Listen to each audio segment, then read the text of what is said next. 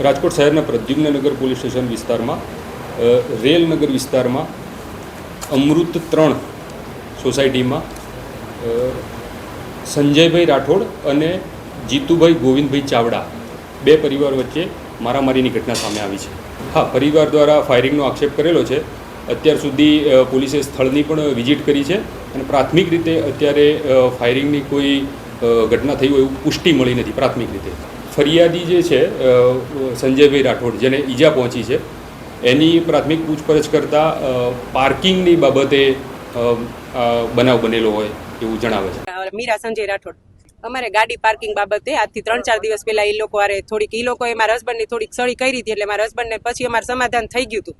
પછી સમાધાન કરવા ગયા ત્યારે એને મારી છેડતી કરી, તોય અમે સમાધાન એની યારે કરી લીધું હતું. પછી આજે સવારે અમે લોકો બધા બહાર હતા, મારા ભત્રીજાઓ ઘરે એકલા હતા અને એ 2 દિવસથી અમારા ઘર પાસે આટા મારતો હતો. આજ મારા હસબન્ડ એને પૂછવા ગયા કે ભાઈ મારા બહુ ઘરે એકલા હોય ત્યારે તમે અહીંયા કેમ જાઓ છો, તમારે શું કામ છે? તો સીધા એ લોકો એક યારે 15-20 જણા એની ઉપર તૂટી પડ્યા અને પછી એ લોકોએ આકાશમાં ફાયરિંગ કર્યું. મારા ઘરવાળા ભાગી ગયા. ને તો એક જ કે એ લોકોને સખત સજા મળે. અમારા 2 ઘર ત્યાં અમૃત રેસિડેન્સીમાં છે, તો અમારા આજીવન તો એનાથી બીબીને તો રહેવાશે નહીં. એકને જ ઈજા થઈ, મારા હસબન્ડ એકને નહીં. જ્યારથી ખાર ખાતા મારા હસબન્ડ એક ઉપર જ ખાર ખાતા હતા.